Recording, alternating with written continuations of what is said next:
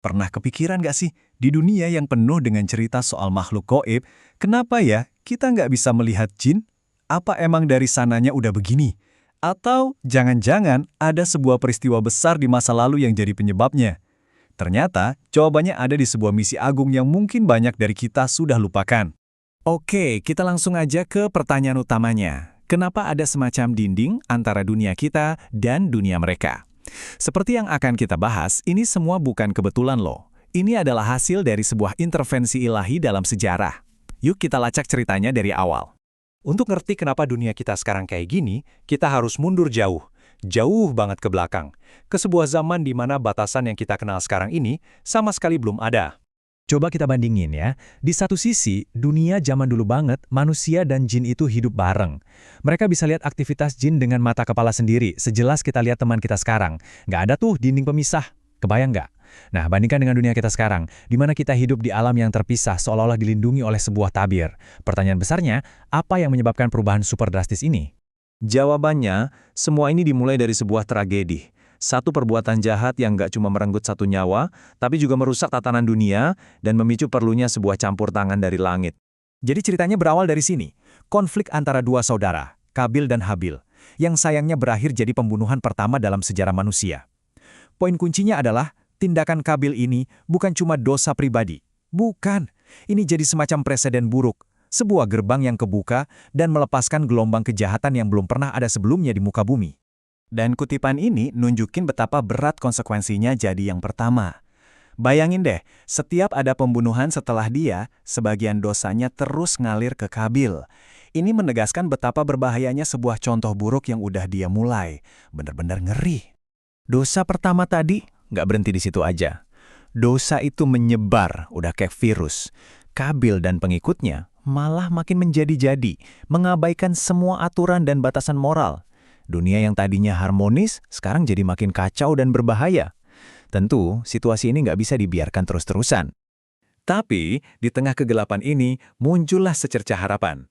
Allah memberikan sebuah anugerah kepada Adam dan Hawa, seorang putra yang ditakdirkan untuk memperbaiki semua kerusakan yang sudah terjadi. Namanya sendiri udah jadi petunjuk misinya. Shits, yang artinya anugerah Allah. Kelahirannya adalah jawaban langsung atas kesedihan dan kekacauan yang melanda. Jadi, sejak awal, dia memang udah dipersiapkan untuk sesuatu yang sangat besar. Tanda-tanda keistimewaannya itu udah kelihatan dari awal loh. Pertama, dia lahir sendirian, tanpa kembaran, beda dari kakak-kakaknya. Ini jadi pertanda khusus.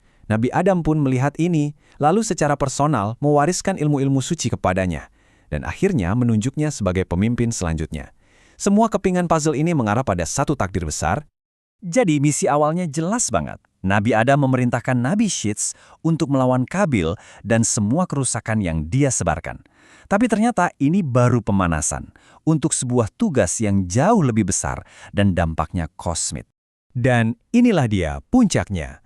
Misi yang secara langsung menjawab pertanyaan kita di awal tadi. Sebuah tugas yang super besar yang akan mengubah realitas kehidupan manusia untuk selamanya. Oke, kita coba bedah ya. Perintahnya datang langsung dari Allah. Skalanya bukan cuma satu wilayah, tapi seluruh penjuru dunia. Tujuannya untuk menciptakan sebuah batasan.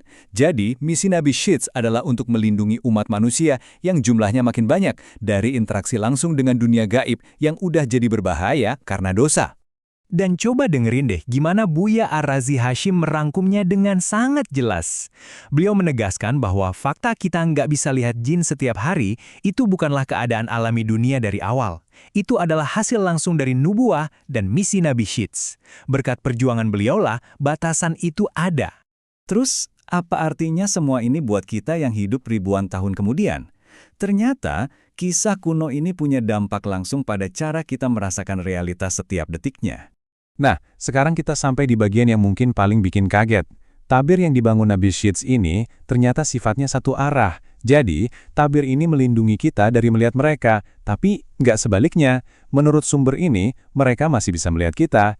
Konsep ini kan menjelaskan banyak hal ya, tentang kenapa gangguan dari dunia goib itu masih mungkin terjadi.